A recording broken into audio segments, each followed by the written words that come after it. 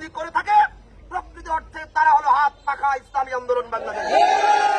আর তারা দালালি করে আমেরিকার, চুরি করে বৈঠক করে ইন্ডিয়ার সাথে, আর বলে যে আমরা বাংলাদেশের মানুষের ভাগ্য পরিবর্তন করতে চাই। এর মানে তারা ভাগ্য পরিবর্তন করতে চায় অ্যাপস্টিন ফাইলের মাধ্যমে। আমেরিকার যে চেহারা গোটা বিশ্ব দেখেছে, তাদের পা চেটে যারা আমাদের বাংলাদেশের ক্ষমতায় বসতে চায়, তারা আমেরিকার সেই বাংলাদেশ আমাদের বাংলাদেশকে বানাতে চায়। কিন্তু আরো অনেকগুলো ইসলামী দল আছে, এক দল আছে তো অনেক বড় নাম দেওয়া ইসলামের, তাদের আমির সাহেবকে যদি আজকে মাগরিবের নামাজের ইমামতি করতে দেওয়া হয়, আপনাদের কাছে কি মনে হয় তিনি আমাদের মাগরিবের নামাজ শুদ্ধ করে তেলাওয়াতের সাথে আদায় করে আমাদের আমানতকে যথার্থভাবে আদায় করতে পারবেন? যাদের নামে আমি কোরআনের তেলাওয়াত শুদ্ধ করে পারি না, ওয়াকুল জাআল হাক্কা তেলাওয়াত করে, হ্যাঁ, এর মানে তাদের কাছে আমাদের 2 রাকাত নামাজ নিরাপদ নয়। যারা আমেরিকার কাছে গিয়ে ধারণা দিয়ে ক্ষমতায় আসতে চায়, নাম দেয় ইসলামের, এরকম গাদ্দার ইসলাম আমরা বাংলাদেশে দেখতে চাই না। আমরা দেখেছি 54 বছর ধরে তারা কেউ এককভাবে ক্ষমতা এসেছে, দাঁড়িপাল্লার প্রার্থীরাও জোটের সাথে ক্ষমতা এসেছে।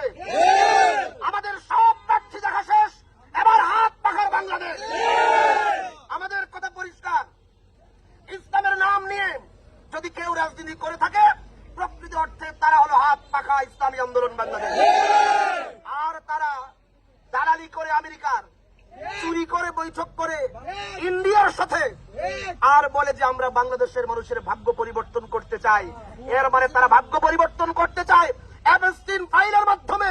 আমেরিকার যে চেহারা গোটা বিশ্ব দেখেছে, তাদের পা চেটে যারা আমাদের বাংলাদেশের ক্ষমতায় বসতে চায়, তারা আমেরিকার সেই বাংলাদেশ আমাদের বাংলাদেশকে বানাতে চায়। আমরা এই গাদ্দারদেরকে ক্ষমতায় দেখতে চাই না। মনে রাখবেন, আপনি মনে করতে পারেন আমার একটা ভোট কি হবে। আপনার একটা ভোট আপনার নিজেকে, নিজের আমানতকে যথার্থ জায়গায় প্রয়োগ করা। অন্তত আখিরাতে আল্লাহকে বলতে পারবেন যে আল্লাহ, আমি কোন চোর বাটপার আমেরিকার দালালকে আমার সমর্থন দেই নাই। আমার সমর্থন ছিল ইসলামের পক্ষে, আমার সমর্থন ছিল ইসলামকে ক্ষমতায় নেওয়ার পক্ষে। এই জন্য আমাদের আমরণ 12 তারিখ পর্যন্ত আমাদের মেহনত থাকবে। আমরা ইসলামকে ক্ষমতায় নেওয়ার জন্য রাজনীতি করি। সুতরাং আমাদের একটা ভোটও যদি আমার ভোটে আমাদের সাইফুল্লাহ প্রধান সাহেব নির্বাচিত না হয়, তবু আমার এই ভোটের মূল্য আছে। আমরা এটা রাখবো তো ইনশাআল্লাহ। আমরা কোন গাদ্দার বাংলাদেশের ভিনদেশী এজেন্ডা বাস্তবায়নকারীদেরকে আমরা এই বাংলাদেশে প্রতিষ্ঠিত হতে দেব না, দেব ইনশাআল্লাহ। আগামীর বাংলাদেশ হাত পাখার বাংলাদেশ, আগামীর বাংলাদেশ ইসলামের বাংলাদেশ। যদি আমাদের জুলাই গণ অভ্যুত্থানের ওই রক্তস্নাত বিপ্লবকে আমরা বাস্তবে সত্যিকার অর্থে যদি আমরা বিজয়ী করতে চাই, তাহলে আমাদেরকে ইসলামের মার্কা হাত পাখাকে বিজয়ী করতে হবে।